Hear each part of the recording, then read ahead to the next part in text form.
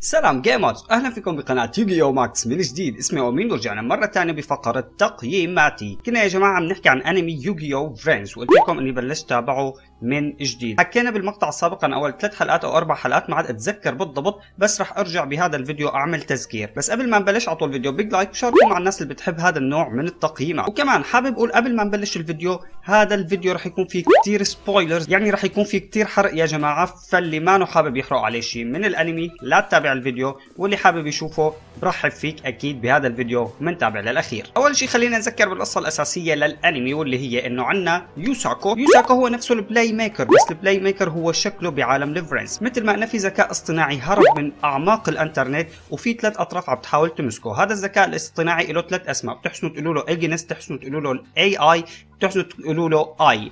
طبعا اي هذا اللقب اطلقوا عليه يوساكو لما مسكه. هذا البرنامج الصغير اللي شايفينه يا جماعه، الذكاء الاصطناعي الكل عم يتقاتل عليه. عندنا السول تكنولوجي مثل ما حكينا، اللي قائدها ما بنعرف مين قائدها بالاصل، بس في عندهم واحد عم يشتغل اسمه اكيرا زايزن، هذا هو عم يحاول يمسك هي الشركه. طبعا هي الشركه عم تحاول تمسك الذكاء الاصطناعي مثل ما قلنا، بس الذكاء الاصطناعي انكمش من قبل يوساكو عم يحارب جهه ثانيه اللي هي فرسان هوناي، هدول عباره عن هاكرز عم يحاولوا كمان ياخذوا الايجنس من يوساكو. بدكم تتساءلوا يوساكو شو له قصه مع هدول الناس؟ قصته انه بده يكتشف شيء بالماضي صار معه، بس بده يعرف اسرار هذا الماضي، وهذا الشيء بالتغلب على فرسان هوناي اللي هن نفسهم الهاكر. هيك باختصار حكينا عن القصة القديمة وحكينا عن المقطع اللي صار. طبعا إذا حابين تشوفوا تفاصيل أكثر، المقطع رح يكون بالدسكربشن ورح يكون بنهاية هذا الفيديو. نجي حاليا من الحلقة 4 للحلقة 8 الأحداث اللي صارت بهذا الأنمي. أنا مثل ما قلت لكم هذا الأنمي تقييمي له رح يكون على شكل أجزاء، طبعا ضمن الفيديوهات رح يكون في شرح بسيط للقصة وإعطاء رأيي بأقوى الأوراق اللي شفتها، وكمان نحكي عنهم شوي. بس قبل ما نبلش حابب أحكي عن اللينك سامينينج مثل ما شفتوا بعنوان المقطع. هذا الشيء كان خطير جدا، لازم نحكي عليه. شو هو اللينك سامين؟ طبعا اللينك سامين يا جماعة هن عبارة عن وحوش جديدة مختلفة تماما عن بينجلوم او البيندلوم مثل ما بدكم تسموها، او عن الاكسيز او عن السينكرو او عن باقي الاستدعاءات الخاصه من الفيوجن. كمان مثل ما شايفين قدامكم شكل الورقه حاليا، هذا هو النوع الجديد من الاستدعاء، واللي هو كمان بيكون بالاكسترا ديك. بس في شيء جذبني جدا، انه في قوانين جديده طبقت على لعبه يوغي الحاليه اللي عم يلعب فيها الناس. طبعا هي القواعد بتخترعها كونامي ضمن الانمي وبعدين بتطبقها على ارض الواقع. القواعد كالتالي: ضافوا منطقتين للعبه، ومناطق البينجلوم اللي كانت على الاطراف ضافوها لمناطق الفخ والسحر مثل ما شايفين قدامكم. بهدول المنطقتين الجدد هن منطقتين للوحوش تبع السبيشال سامن اللي بتستدعوهم من الاكسترا ديك، وصار ما بتحسنوا تستدعوا غير وحش سبيشال سامن من هدول الوحوش من الاكسترا ديك. يعني اذا عملتوا وحش اكسيز رح تحطوه بقلب هي المنطقه. طبعا في منطقتين مثل ما شايفين بالملعب، منطقه لكم ومنطقه للخصم. بس في شيء خطير بهي اللعبه، اذا استدعيتوا وحش لينك وحطيتوه بهي المنطقه، مثل ما بتعرفوا وحوش اللينك حكينا فيها بالمقطع السابق ان إلها اسهم. هي الاسهم بتدل على الجهه، بتحسنوا تحطوا الوحش باتجاه هذا السهم. مثل ما شايفين قدامكم حاليا ديكو توكر اللي هو وحش يوساكو المفضل، ما بنقول المفضل بس هذا الوحش اللي شفناه حاليا، له 3 اسهم. هي الاسهم بتدل على الاماكن اللي بتحسنوا تستدعوا فيها وحوش او توصلوا لهذا الوحش، من كل اسمها اللينك سامينينج. فهو له سهم لفوق، سهم على الجنب، وسهم على الجنب. هدول الاسهم تحسنوا تستدعوا فيها سبيشال سامن، سواء كان اكسيز او سينكرو او فيوجن، تحسنوا تحطوهم بهي المناطق. يعني استدعينا الديكو توكر وحطيناه باول منطقه فلنقل، فبهي المنطقه تحسنوا من خلالها تستدعوا وحشين على الجنبين للديكو توكر. يعني ما عاد تتقيدوا انه وحش واحد،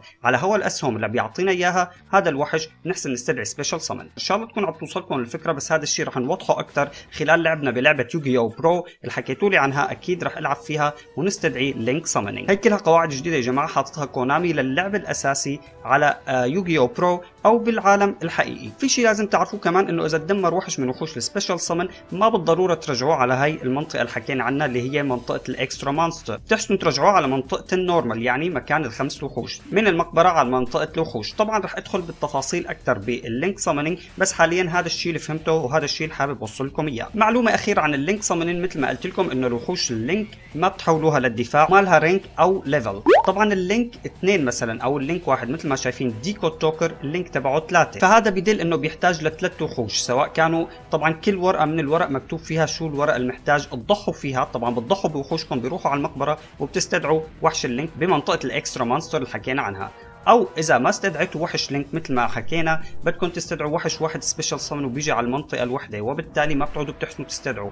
فهذا الشيء جدا خطير. الغايه انه تبلشوا باللينك وبعدين بتبلشوا من اللينك تحسنوا تستدعوا وحوش سبيشال سمن على المناطق الثانيه. نيجي هلا من الحلقه 4 للحلقه 8. القصه يا جماعه بتتذكروا جور وبلو انجل، قلت لكم انه هن بعالم الفرنس. طبعا بعالم الفرنس المتبارزين بياخذوا اشكال مختلفه مثل ما حكينا. يوساكو بياخذ شكل البلاي ميكر. البلو انجل حكيت لكم بالمقطع السابق انه ما بعرف مين هي، او الجور كمان ما بعرف مين هو. هي الحلقات اكتشفنا مين هن هدول الجوز.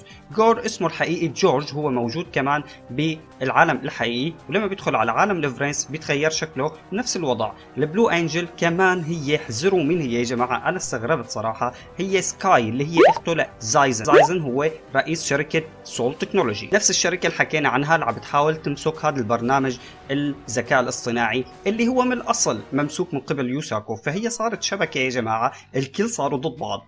جور اللي حكينا عنه بيضطر يتعامل مع السول تكنولوجي مشان يتغلب على البلاي ميكر بعد ما اخذ الضوء منه يا جماعه، لانه كان الجور هو اشهر شخص بعالم الفرنس. فاجى البلاي ميكر بلعبه خلى العالم كثير تحبه وتترك ذا جور. فجور بيتعامل مع السول تكنولوجي مشان يتغلب على البلاي ميكر. بعد ما ذا جور اتفق مع السول تكنولوجي انه يقضي على البلاي ميكر، بس بالمقابل انه ياخذ الايجنس ويوصل له اياه اللي هو الذكاء الاصطناعي وياخذها للسول تكنولوجي. صارت مبارزه رائعه صراحه. بتمنى ما راح اقعد احكي عن المبارزه وقديش كانت حلوه، اكيد اللي راح يتابع الانمي راح يحس قديش المبارزه كانت حلوه. اكثر ورقه كانت مفضله عند ذا جور كانت جوكي ذا جريت اوجر. هذا الوحش يا جماعه هلا عم يطلع قدامكم، هو وحش لينك، راح احكي عنه بنهايه هذا الفيديو. بالنهايه يوساكو بيتغلب عليه وبتنتهي القصه. بلش قصه جديده يا جماعه، واللي هي انه البلو انجل حكينا عنها اللي هي نفسها سكاي بالعالم الحقيقي، اخته لاكيرا يا جماعه، بتبلش بدها تثبت حالها قدام اخوها، لانه اخوها دائما كان بيعتبرها انه مانها قويه، فهي بدها تثبت حالها وبتدعو البلاي ميكر انه يتبارز معها. بعد ما بتطلب انه يتبارز معها بيرفض البلاي ميكر. نفس الوقت بيجي واحد من فرسان هناي بيحط بمجموعتها ورقه، هي الورقه ورقه مفيرسه. بعد ما دخلت هي الورقه لمجموعه البلو انجل صار يعطي اشاره للايجنس اللي هو مع يوساكو انه هي وحده من فرسان هناي، وبالتالي الايجنس خمل انه البلو انجل هي وحده من فرسان هناي وخلى يوساكو يروح يتبارز معها. مبارزه ما راح احكي كمان عنها شيء، انتم راح تشوفوها اللي عم يتابع الانمي، بس باختصار كانت مبارزه رائعه. اقوى ورقه عندها هي التريك ستار هولي انجل. بعد ما بيتغلب عليها يوساكو، طبعا النتيجه كانت محسومه ومعروفه انه يوساكو راح يتغلب عليها، وقع من على اللوح اللي كانت عم تتزلج عليه. طبعا مثل ما بتعرفوا المبارزات صارت كلياتها على الريح، بيتزلجوا على الواح، فهي وقعت. واذا وقعت بهذا العالم المتبارز بالعالم الحقيقي داخل على هذا العالم على اساس الفرنس اللي هو الواقع الافتراضي، فبتفقد ذاكرتها اذا ما انقذوها. بعد ما وقعت يا جماعه دخلت بغيبوبه بالعالم الحقيقي، واكيرا قرر انه يجيب البلاي ميكر مشان على اساس مخمل انه هو عنده العلاج. بس بعد ما بيوقعوا للبلاي ميكر بالفخ بيكتشف انه مجموعتها مفيرسه، والفيروس هو اللي مخليها تدخل بالغيبوبه بالعالم الحقيقي. وهذا الشيء كله بيحكي له اياه اللي هو فيروس. فيروس هو قائد فرسان هناي اللي هن الهاكرز اللي حكينا عنهم بالبدايه. وهون يا جماعه فيروس بيطلع وبده الايجنس من البلاي ميكر. شو بدهم الايجنس ما بعرف لسه، لهون الحلقه الثامنه بتنتهي، وهون قصتي كلياتها بتنتهي. اكيد رح كمل بالانمي لانه الانمي رائع، اتمنى الكل يشاهده قبل ما تشوفوا هي الفيديوهات. هلا بنجي لنهايه الفيديو. طبعا نظام الفيديوهات كلها رح يكون بهذا الشكل، نحكي عن القصة وبنحكي عن أبرز الوحوش. أبرز الوحوش اللي شفتها يا جماعة ضمن هدول الحلقات راح أحكي عنهم، وراح أحكي عن تأثيرهم، وراح أحكي طريقة استدعائهم. جوكي ذا جريت أوجر عم بيطلع قدامكم حاليا. هذا الوحش بيحتاج لوحشين أو أكثر من نوع جوكي حتى تحسنوا تستدعوه. مثل ما شايفين اللينك تبعه على الجنب 3. طبعا هدول الوحوش بتضحوا فيهم، وهو بيجي على منطقة الإكسترا مونستر. مثل ما شايفين في له 3 أسهم لتحت، هدول ال3 أسهم ما هون عن عبس، في لهم شغل كمان. قدرته الأولى يا جماعة هو انه كل الوحوش بتخسر نقاط اساسيه من نقاطها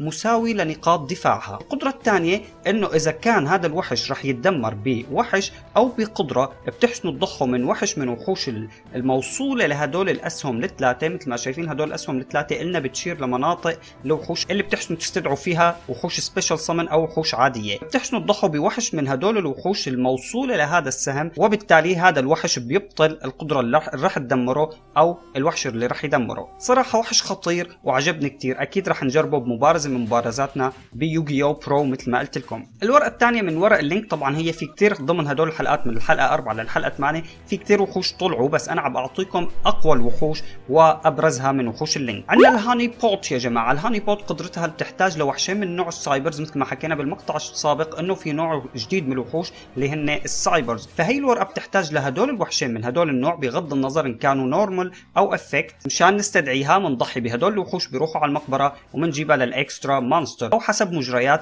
المبارزة.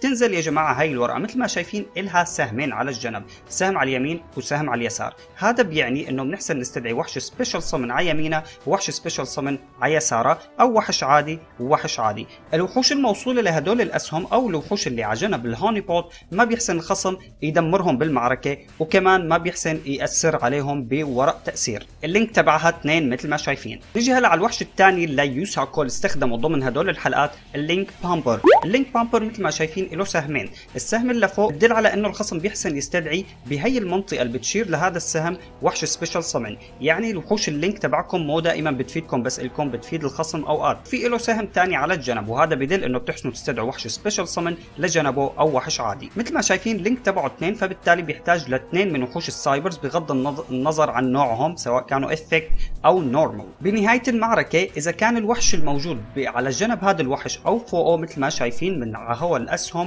هاجم وحش من وحوش الخصم من نوع اللينك حصرا، بنحسن نفعل قدرته كالتالي: بيخلي هذا الوحش اللي هاجم وحش اللينك يهاجم مرة ثانية او مرتين او 3، وهذا الشيء بيرجع لعدد وحوش اللينك الموجودة عندنا بالملعب. بس في خاصية سيئة له، واللي هي انه ما بنحسن نهاجم ببقية الوحوش اذا فعلنا قدرته. وقلنا انه الورقة المفضلة للبلو انجل هي التريكستار هولي انجل. هي الورقة يا جماعة كمان ورقة خطيرة جدا، اللينك تبعها 2، بتحتاج ل2 من وحوش التريكستار مثل ما حكينا. إلها قدرات كتيرة صراحة، راح احكي لكم القدرات وحدة وحدة. مثل ما شايفين الاسهم تبعها واحد على جنب وواحد على جنب. الاسهم المضواية هي اللي بتشير على انه بنحسن نستدعي وحوش بالمناطق المشيرة. الاسهم تبع هي الورقة إلها، بعرف الامور شوي معقدة بس شوي راح تفهموا المبدأ، وكتير حلو اللينك سامنينج صراحة. المناطق المشير إلها هي الاسهم، اذا استدعينا بقلبها وحش من وحوش التريكستار الخصم بيخسر 200 نقطة طبعا سواء استدعيناهم نورمال سمن او سبيشال سمن. وكمان وحوش التريكستار اللي هي من نوع تريكستار موجودة بهي المناطق المشيرة إلها هي الاسهم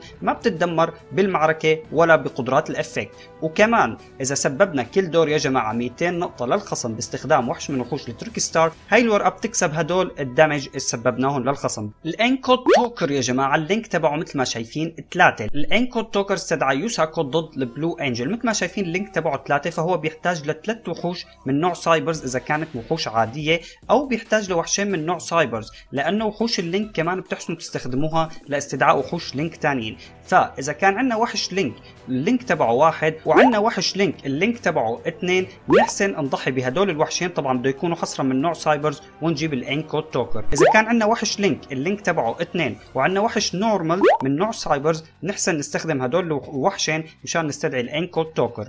او مثلا اذا كان عندنا 3 وحوش من نوع لينك كل واحد منهم اللينك تبعه 1، نحسن نجيب الانكو توكر. بعتقد وصلتكم الفكرة، اكيد جننتكم. الامور شوي معقدة كالبداية مثل ما قلت، بس بعدين شوي راح تنحل. مثل ما شايفين الاسهم تبعه 1 لفوق وواحد على جنب وواحد بالنص. هدول الاسهم مثل ما قلنا نحسن نستدعي بالمناطق المشيرة إلها وحوش سبيشال سمن او وحوش عادية. قدرة هذا الوحش كالتالي: الوحش الموجود بالمنطقة المشار اليها من خلال هذا السهم، اذا هاجم وحش من وحوش الخصم نحسن نفعل قدرة هذا الوحش. قدرته بيخلي هذا الوحش اللي عم بيهاجم وحش من وحوش الخصم لا يدمر بالمعركة، واي ضرر ممكن ناخده من هي المعركة ما بناكل ضرر منه. كمان بنهاية المعركة بيزداد نقاط لهذا الوحش اللي هو الانكو توكر، او للوحش اللي موصول له من خلال هدول الاسهم. فكلمة اللينك جاي من هون، انه هدول الاسهم بتوصل المناطق. القواعد كتير تغيرت، اكيد راح اعمل فيديو اكثر عن اللينك سامنينج يا جماعة، بس غايتي بهذا الفيديو انه تفهموا اكثر واكثر عن اللينك سامن. اوكي يا جماعة، لهون الفيديو بينتهي، بتمنى يكون عجبكم. بعرف الشرح كتير، كنت حابب اشرح عن القصة تبع الانمي اكثر، بس استدعاء اللينك يا جماعة كتير شدني، فلهيك حبيت اشرح لكم اكثر عن اللعبة. اكيد بالفيديوهات الجاية راح اركز على القصة اكثر بعد ما تكونوا فهمتوا اللينك سامنينج. بتمنى يكون عجبكم الفيديو اصدقائي، قولوا لي رايكم تحت بالتعليقات عن اللينك سامونينج، واي اكثر ورقه بتحبوها من اوراق يوساكو. وكمان في تنويه كتير مهم، اللي شايف الانمي بشكل كامل بتمنى منك ما تحرق علي بالتعليقات او على الاشخاص اللي عم بيقروا التعليقات كمان، بس اذا كان في غلط بالشغلات اللي قلتها من الحلقه 4 للحلقه 8 تحسن تشاركها معنا. اللي ما شاف فيديوهات لا بالهي اللي عم تظهر على الشاشه، واللي ما اشترك بالقناه بتمنى من الاشتراك والضغط على الايقونه كمان ظاهره بوسط الشاشه. ضلوا بخير اصدقائي، بشوفكم فيديوهات جديده والسلام.